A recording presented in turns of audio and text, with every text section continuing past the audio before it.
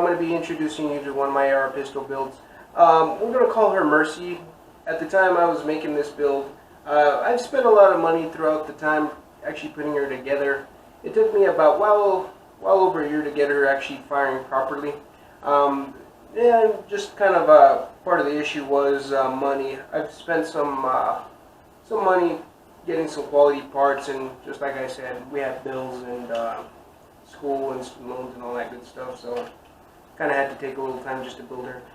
So kind of why I've spent a little bit more money. This isn't a traditional AR. This is a pistol. It's going to have a 11.5-inch Roscoe barrel. It's kind of a high quality barrel. This is going to have a collapsible pistol brace. So this is the SBA-3. Notice the forearm hole here, so this is not going to have a traditional stock. So anytime you're going to put a traditional buttstock on your AR, just make sure it's over 16 inches or you might get in trouble with the feds there. So traditionally you're going to have your rear charging handle. This one's going to be missing. This one's actually going to have a side charging handle here. So you can kind of see the bolt going back and forth there. We also have a Phase 5 bolt carrier group. Spent a little bit of money on that, more than traditional. And also, guys, so we're going to have the spike stackable lower. This is going to be the snowflake lower. If you guys can see that a little bit, just for a little sense of humor there. Also, guys, what I'm going to have inside here is a Geissele rapid fire trigger. One thing about this thing, it's just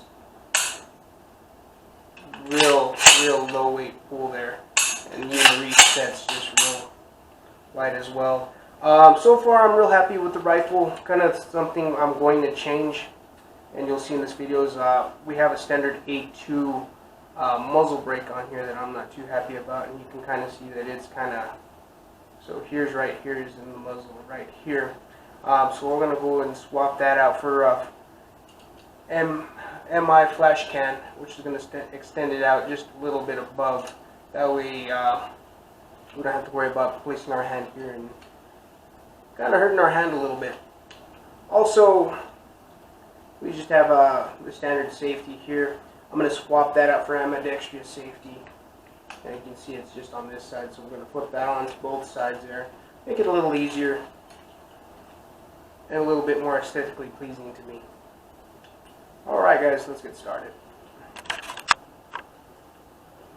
Alright guys, so first thing first, I'm going to double check the barrel. So I'm going to pull back the charging handle, actually visually inspect, and just kind of stick my finger in here just to make sure there's no round in there.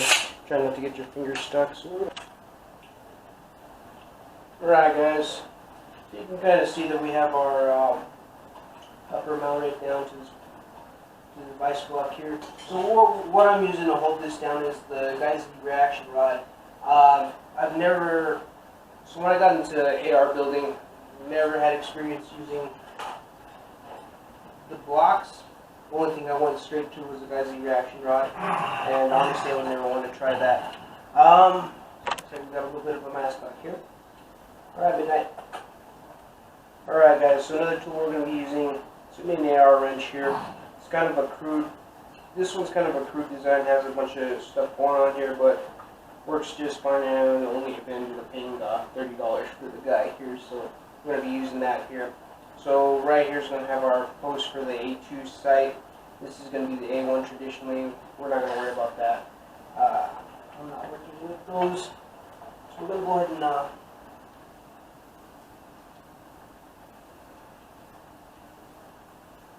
just going to feed that through first. Just slide on the can here. And at first I'm just going to kind of thread this until I get to the very end, and then I'm kind of put a little bit of pressure on the guy here. Okay, so I'm going to grab this now. I'm going to go ahead and twist this. A little bit of pressure. And there we go. Flash can's installed. It's kind of hard to break up with the hands, so that's just what we need. And if so, we can always go back. It's got these ridges. We can kind of stick a piece of metal or something, kind of twist this and get this a little tighter if we need to. So go ahead and grab our handguard again. And slide this back on. And as we can see here, it came out just perfect. That's kind of exactly the style I was going for. So I'm really happy with that so far. So one thing about the muzzle brakes to keep in mind, guys, is they're all going to do something a little different. So being this a flash can, this is going to send all this sound directly out of the barrel. You're going to have your compensators that are going to kind of push the air out, and it's going to make a big blast around you. Being the AR pistol, I kind of wanted to try something a little different than I've used before. So I think this look to me is kind of coming out something very, very interesting to me. Alright guys, so just finished my first project, putting the blast can onto the barrel. So we're going to go ahead and move on. We're going to go ahead and work on the lower receiver right now. We're going to go ahead and take off the safety, and I'm going to go ahead and set on this ambidextrous safety here. So I got this off of Brownells. As you can see here, great place to get some great stuff. And I ended up seeing this as a new item from Arms Unlimited. So this was only $25. If you guys are kind of looking at ambidextrous safeties, you'll kind of notice that they're kind of a little bit on the pricey side. Anywhere I've seen them from $60 to $40. $25 is kind of a happy medium for me. So I figured, why not try that and give this new product a try. Alright guys, you'll see kind of a very strict low receiver of the trigger. Sit right in here, then pistol braces off, and so it's safety. So we're going to install our new safety. Now from Arms Unlimited.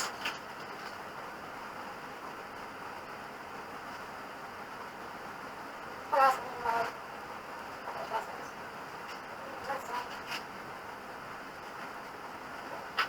You guys see our old generic and kind of upgrade on one side.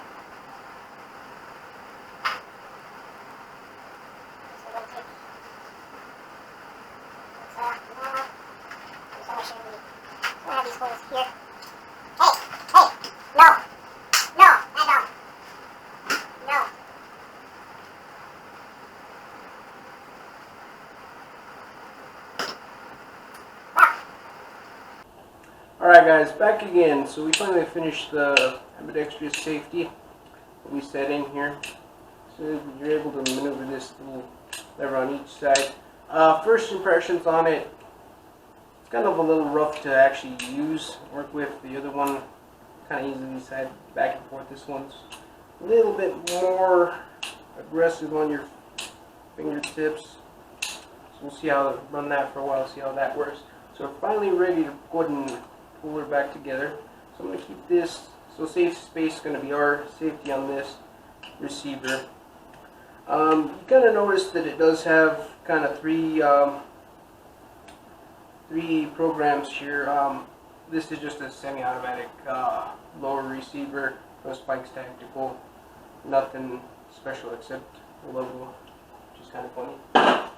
So we're going to go and pull her back together. I'm just going to set it down lower for a little bit. So we have our upper receiver, our new flash can. So bolt carrier group. I'm just going to slide that down right inside. With the Gibbs upper receiver, we're going to have this little piece here that we're going to make sure we push down while we go and send it back onto the lower. So pins are pulled out. I'm going to go ahead and set down the upper receiver. So we've got our first attachment. I'm going to push down, make sure our other piece is pushing down as well. Push back up, and here we go. And we're ready to go. Alright, so it looks like Mercy, probably 0.100. I've been working on this.